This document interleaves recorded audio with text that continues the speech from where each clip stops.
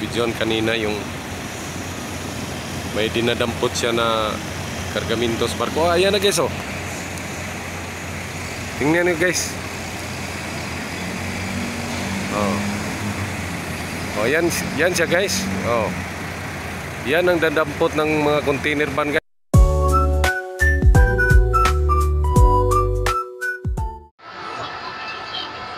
Ayan guys, oh. Papasok kami ng pier guys. Mabuti pa rito guys kasi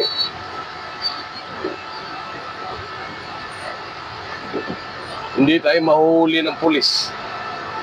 Kung doon ka sa labas guys, pag naka-double park ka doon guys, huhulihin tayo ng pulis. Kaya dito kami sa may gilid ng pantalan maghintay guys. Nasa gilid pala kami dito ng pantalan guys. Grabe, hindi sana kami rito magpa-park guys. Kaso lang doon sa may labasan sobrang daming naka-park guys. Kaya dito kami sa loob ng pier guys. Dito sa may gilid ng dagat talaga guys. Wala pa namang naka daong na barko dito guys. Kaya pwede pa kami rito sa gilid ng pantalan guys. Ayan guys, oh. Yung sa likod ko guys, yan ang barko ng Sulpicio Lines guys. Noon. Pero ngayon iniba ng pangalan. Ginawa ng Philippines Pan-Asia Carrier guys. Domestic ito dito guys. Dito kami naka-park muna ngayon kasi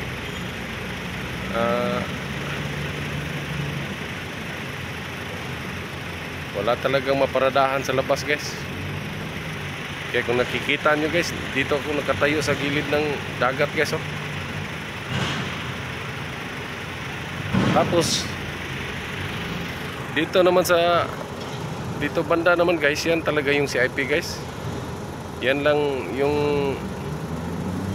pagitan guys, oh, yung may fence guys.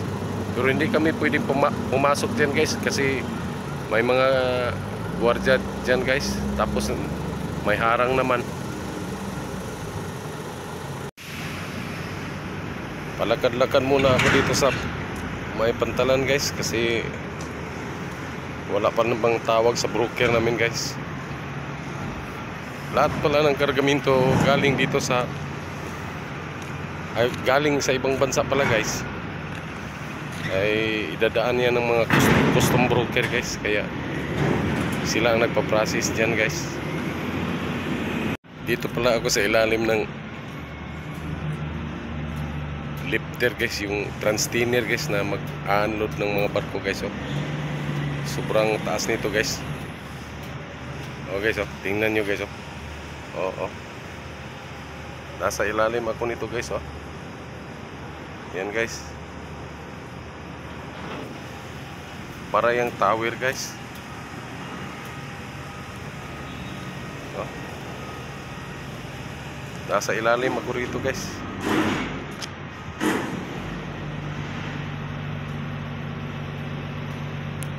Pakita ko sa inyo guys yung naghihiwalay sa domestic port at saka international guys. Ito lang guys, oh. Oh. Ito lang guys. Sa likod ko guys, yan ang CIP guys. Diyan kami papasok mamaya guys. Kaya dito muna kami ngayon kasi wala pa kaming mga papilis guys. Pakita ko sa inyo guys yung kung ano tong transtinner guys, yung mag-unload ng mga container van galing sa barko guys. Ito pala yung guys, oh, may runway guys. Tapos ang gulong nito guys, bakal guys.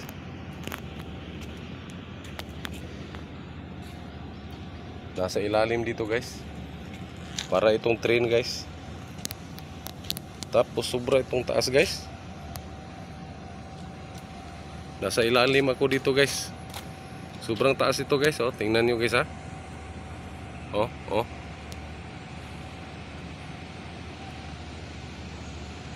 Sobrang taas nito guys. Yang nakikita nyo sa gilid guys na parang naka letter B, bababa yan guys. Kung mayroong barko, yan ang mag-unload ng barko guys. Tapos ipapakita ko sa inyo guys yung lifter guys. Dito banda guys. Ito siya guys oh. Yan ang ano ng barko guys. Tapos yung operator guys nasa box na puti guys. Kung nakikita nyo yung box na puti guys, dyan nakasakay yung operator guys. Tapos para yung train guys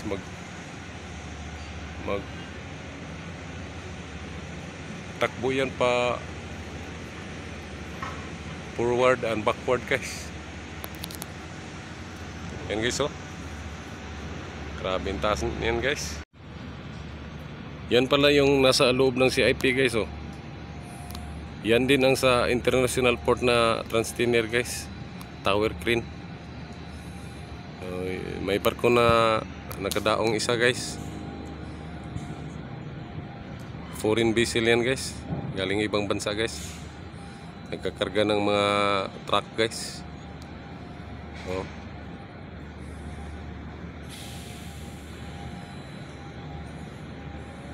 Diyan kami papasok mamaya guys. Napakalaking pantalan ito guys, pero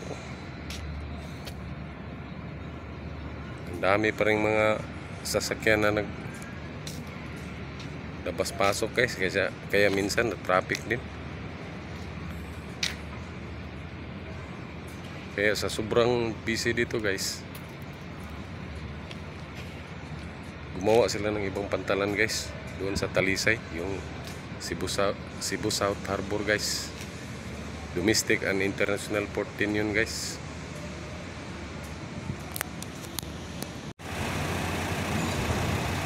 Lumalayo na pala siya sa barko guys. Sayang hindi ko na guys. Oh. Ganun din sa CIP guys. Pareho lang yun. Ito guys oh,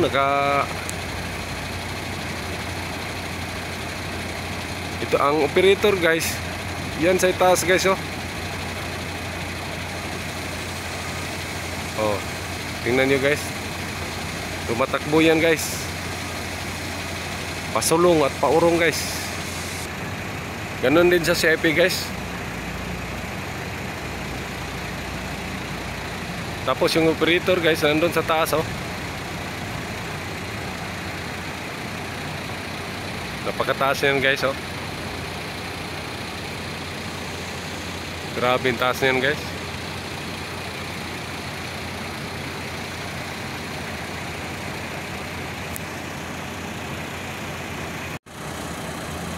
Ito naman mga sasakyan guys, nag-waiting yan guys. Kung waiting yan sa hustling guys, kasi sila ang magdadala ng mga container van mula barko patungo sa mga container yard guys. Doon yan i-stockpile guys.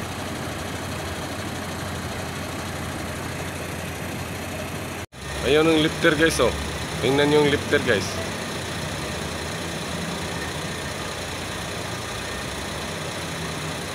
Yung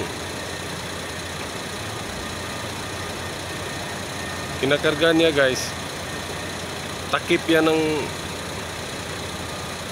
sa mga hole ng barko guys, sa mga budiga ng barko guys.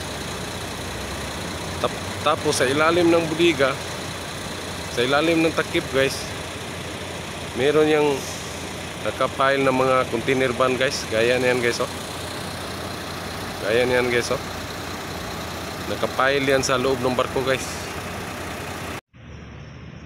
Ipakita ko sa inyo guys kung ano ang damper ng domestic port at saka damper ng international guys. Yung damper pala guys, yung malalaking guman na nakadikit sa gilid ng pier guys. Ito guys oh. Yung nakita nyo itong malalaking guma guys. Ito oh. Diyan didikit ang mga barko guys.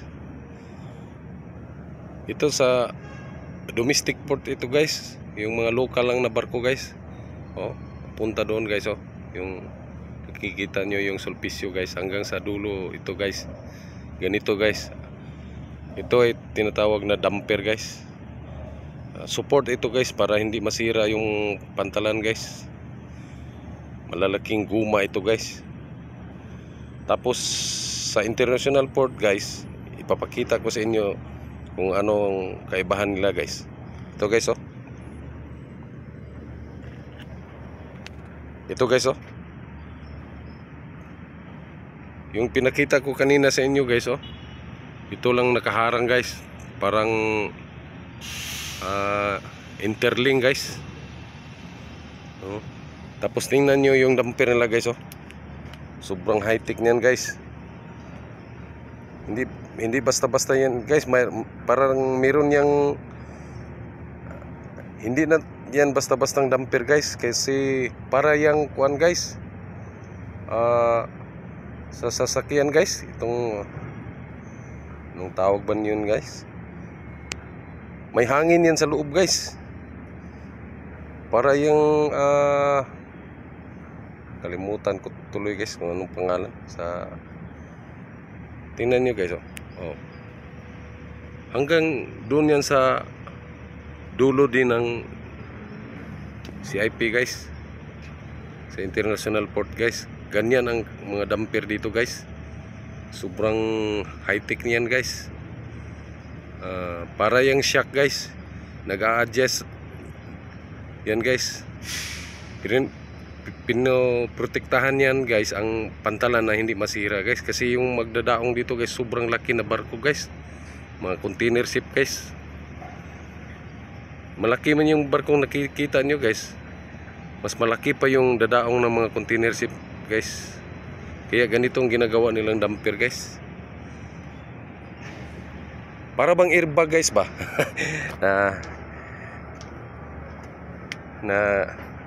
Na-realize ko na guys, na-recall ko na guys, para itong airbag. Hindi talaga parang airbag talaga ito guys. Airbag talaga ito. May hangin ito sa loob. So nagpo-protect ito na hindi madadamage itong gilid ng pantalan guys oh. Tingnan nyo guys oh. Hanggang doon yan guys. Magkaiba yan dito sa damper sa domestic lang guys oh. Ito guys oh. Ito guys. Kasi maliit na lang naman ang mga barkong dadaong dito guys. Hindi masyadong malaki. Pero kung tutuusin, malaki din yung mga yan guys, kasi container ship din yan guys. Kaso lang mas malalaki yung mga international na barko guys.